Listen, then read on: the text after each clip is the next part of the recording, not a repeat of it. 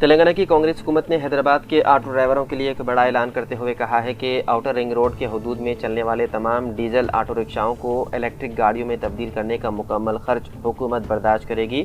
وزیر اعلیٰ رویندر ریڈی نے بتایا ہے کہ ایک آٹو کو ڈیزل سے الیکٹرک میں تبدیل کرنے پر تقریباً 1,20,000 روپے خرچ آئیں گے اور یہ پوری رقم ریاستی حکومت ادا کرے گی۔ حیدرآباد میں تقریباً 2 لاکھ آٹو رکشا موجود ہیں جن میں اکثریت اقلیتی طبقے سے تعلق رکھنے والے افراد چلاتے ہیں۔ انہوں نے کہا کہ فی الحال ایک آٹو ڈرائیور روزانہ 300 سے 400 روپے صرف ایندھن پر خرچ کرتا ہے، لیکن الیکٹرک گاڑی میں تبدیلی کے بعد ڈرائیور ہر ماہ تقریباً 10,000 روپے کی بچت کر سکے گا۔ انہوں نے اس منصوبے کے لیے 5 کمپنیوں کے ساتھ بات چیت کی ہے اور آئندہ 1 یا 2 ماہ میں تمام طریقہ کار کو حتمی شکل دی جائے گی۔ آٹو ڈرائیوروں کو آن لائن درخواست دینی ہوگی، جس کے بعد حکومت ڈیزل انجن کی جگہ الیکٹرک انجن لگانے کا پورا خرچ برداشت کرے گی۔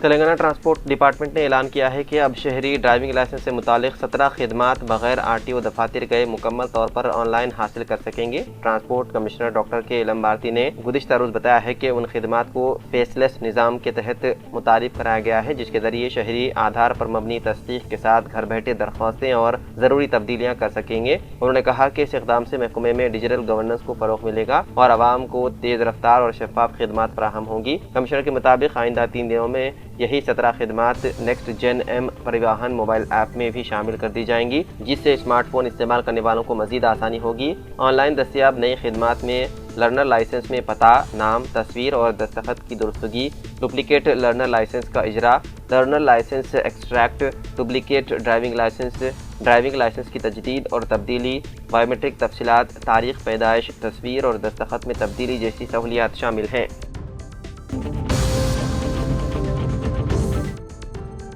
حیدرآباد کی عطا پور پولیس نے جمعے کو خطرناک بائک اسٹنٹس کرنے کے الزام میں کم از کم 6 افراد کو گرفتار کر لیا۔ گرفتار شدگان کی شناخت 19 سالہ سید شاہد واٹر ڈیلیوری ایجنٹ جو حسن نگر کے رہنے والے ہیں، اس کے علاوہ 19 سالہ عطا پور کے رہائشی شیخ نصیر حسین بیکری مالک اور حسن نگر کے رہائشی 18 سالہ شیخ جنید جو طالب علم بتائے گئے ہیں۔ اس کے علاوہ 17 سالہ طالب علم محمد بن عیسیٰ اور کالا پتھر کے رہائشی 20 سالہ عبدالصمد جو کپڑوں کی دکان کے ملازم اور کالا پتھر کی رہائشی ہیں، جبکہ 22 سالہ محمد ارباز حسین خان جو واٹر ڈیلیوری کے ایجنٹ ہے اور حسن نگر کی رہائشی کے طور پر ہوئی ہے۔ پولیس کے مطابق شاہد، حسین، عیسیٰ اور جنید اس سے قبل بھی بائک اسٹنٹس کرنے کے معاملے میں بہادر پورہ پولیس کے ہاتھوں پکڑے جا چکے ہیں۔ ارباز کے خلاف بھی عطا پور پولیس سے پہلے بھی مقدمہ درج کر چکی ہے۔ سوشل میڈیا پر وائرل ایک ویڈیو میں نوجوانوں کو ویل کرنے اور چلتی بائک پر کھڑے ہو کر خطرناک کرتب دکھاتے ہوئے دیکھا گیا۔ عطا پور پولیس نے commissioner task force Rajendranagar zone کے تعاون سے ملزمان کو گرفتار کیا اور ان کے قبضے سے تقریباً 1.5 لاکھ روپے مالیت کے 6 موبائل فون اور 2 موٹر سائیکلیں ضبط کر لی۔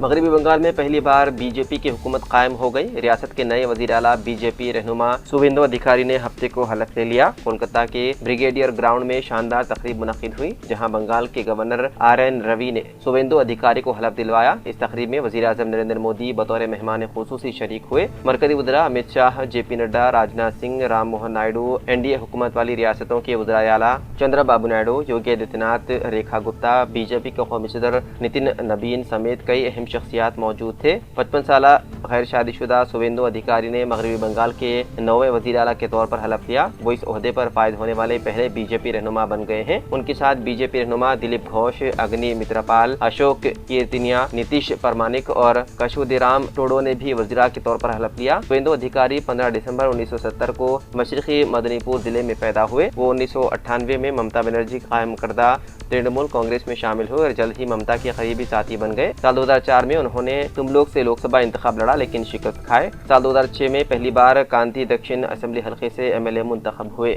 بعد میں 2 بار رکن پارلیمان بن کر لوک سبھا پہنچے۔ وہ ماضی میں ممتا بنرجی کی کابینہ میں وزیر بھی رہ چکے ہیں۔ ممتا بنرجی کے قریبی رشتہ دار کی وجہ سے اختلافات پیدا ہونے پر انہوں نے سال 2020 میں ترنمول کانگریس چھوڑ کر BJP میں شمولیت اختیار کی تھی۔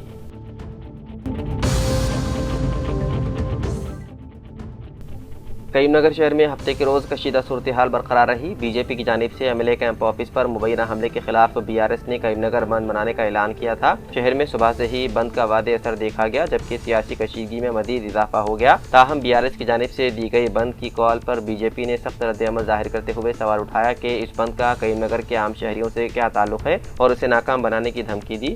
مختلف سیاسی بیانات کے باعث کریم نگر میں صورتحال انتہائی کشیدہ ہو گئی۔ امن و امان برقرار رکھنے کے لیے پولیس نے شہر بھر میں بھاری جمعیت تعینات کر دی اور متعدد مقامات پر سیاسی جماعتوں کے کارکنان کو احتیاطی طور پر گرفتار کیا گیا۔ احتیاطی اقدامات کے تحت BRS کے کارکنان کو صبح سویرے ہی حراست میں لے کر مختلف پولیس اسٹیشن منتقل کیا گیا، جبکہ مقامی MLA جی کملاکر کو ان کے گھر میں نظر بند کر دیا گیا۔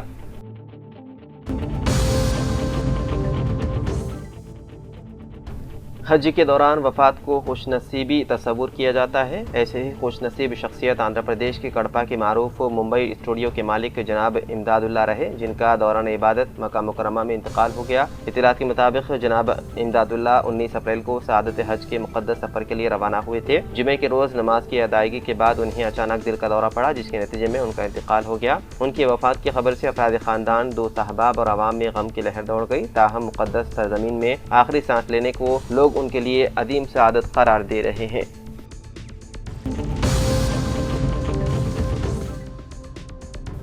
ریاستی حکومت نے فیس ریمبرسمنٹ اور اسکالرشپ کی فراہمی کے عمل کو شفاف بنانے کے لیے نئی پالیسی نافذ کر دی ہے۔ اب سے ان مراعات کے حصول کے لیے آدھار کارڈ اور 10ویں جماعت کے میمو میں طالب علم کے نام اور سرنیم کا مکمل طور پر یکساں ہونا لازمی قرار دیا گیا ہے۔ حکومت کے احکامات کے مطابق اگر آدھار اور 10ویں کے میمو میں نام یکسانیت نہیں ہوں گے تو ٹیوشن فیس کی درخواست کا پورٹل آگے نہیں بڑھے گا۔ اسکالرشپ پورٹل پر لاگ ان کرنے کے لیے 10ویں کلاس کا ہال ٹکٹ نمبر، تاریخ پیدائش اور پاس کرنے کا سال درج کرنا ہوگا۔